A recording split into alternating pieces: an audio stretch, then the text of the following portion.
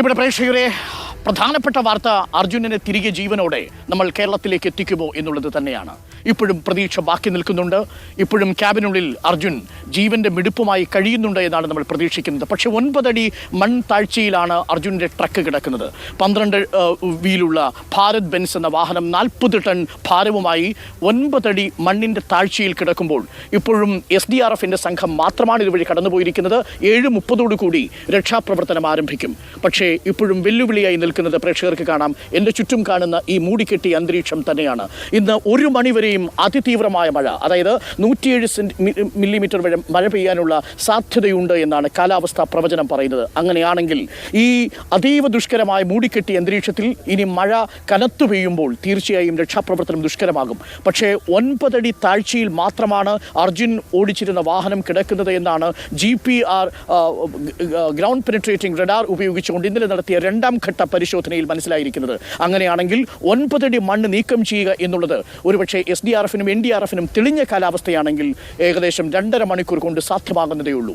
പക്ഷേ നിലവിൽ ഈ കാലാവസ്ഥ പ്രതികൂലമാകുമോ എന്നത് മാത്രമാണ് വെല്ലുവിളി. 7:30 രക്ഷാപ്രവർത്തനം പുനരാരംഭിക്കുക. ഇന്നലെ 8:30 കൂടിയാണ് രക്ഷാപ്രവർത്തനം താൽക്കാലികമായി അവസാനിപ്പിച്ചതും. നമുക്ക് ഈ മണിക്കൂറിലെ മറ്റു ചില പ്രധാനപ്പെട്ട വാർത്തകളും പ്രേക്ഷകരിലേക്ക് എത്തിക്കേണ്ടതുണ്ട്. നമുക്ക് നോക്കാം ഈ മണിക്കൂറിലെ പ്രധാനപ്പെട്ട സംഭവ വികാസങ്ങൾ.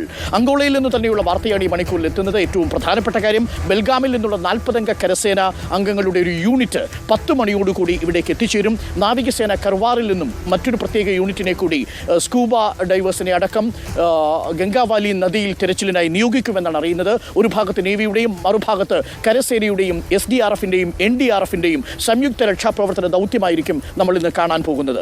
10 മണിയോടുകൂടി തെരച്ചിൽ കരസേനയുടെയും നാവികസേനയുടെയും ആരംഭിക്കുമെന്നാണ് ഏറ്റവും ഒടുവിൽ നമുക്ക് ലഭിച്ചിരിക്കുന്ന വിവരം. പക്ഷേ ഏറ്റവും പ്രധാനപ്പെട്ട വിവരം, ആർമി ഹെഡ്ക്വാർട്ടറിൽ നിന്ന് ഇത് സംബന്ധിച്ചൊരു സ്ഥിരീകരണം ഉണ്ടായിട്ടില്ല.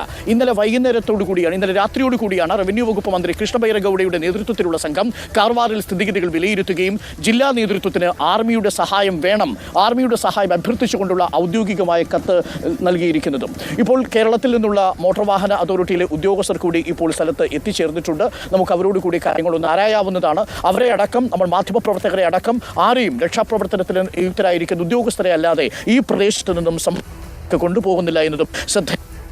മോട്ടോർ വാഹന വകുപ്പിൻ്റെ ഉദ്യോഗസ്ഥർ എന്താണ് പറയുന്നത് എന്നതുകൂടി നമുക്കൊന്ന് കേൾക്കേണ്ടതുണ്ട്. ഈ മണിക്കൂറിൽ ഉദ്യോഗസ്ഥർ ഓരോരുത്തരായി വന്നു ചേർന്നുകൊണ്ടിരിക്കുന്ന കാഴ്ചയാണ് പ്രേക്ഷകർ കാണുന്നത്.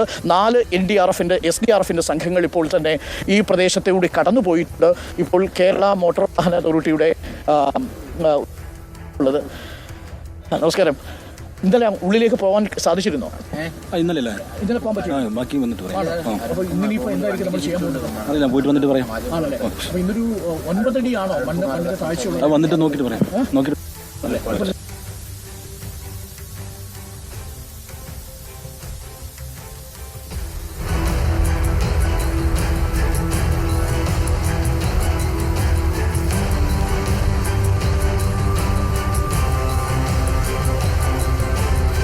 കേരളത്തിലെ മോട്ടോർ വാഹന അതോറിറ്റിയുടെ വാഹന വകുപ്പിൽ ഉദ്യോഗസ്ഥരാണുള്ളത്. അവർക്ക് അവിടേക്കുള്ള പ്രവേശനം നിഷേധിച്ചിരുന്നു. ഇപ്പോൾ ജില്ലാ കളക്ടറുമായി അവർ നേരിട്ട് ബന്ധപ്പെടുകയാണ്.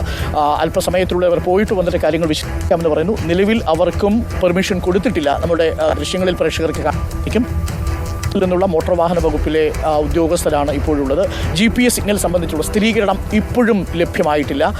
അത് അർജുൻ്റെ വാഹനത്തിൽ നിന്ന് തന്നെയുള്ള GPS സിഗ്നലാണോ എന്ന കാര്യം ഇപ്പോഴും ഉറപ്പായിട്ടില്ല. അതേസമയം ഗ്രൗണ്ട് പെനിട്രേറ്റിംഗ് റഡാറിൽ നിന്നുള്ള സിഗ്നൽ ഒരു പക്ഷേ അർജുൻ്റെ വാഹനത്തിൻ്റെതായിരിക്കാം എന്ന് ഏറെക്കുറെ നമ്മൾ അനുമാനിക്കുന്നു. അതിലും ഔദ്യോഗിക സ്ഥിരീകരണം സൂറത്കല്ലിൽ നിന്നുള്ള NIT ഉദ്യോഗസ്ഥർ നൽകിയിട്ടില്ല.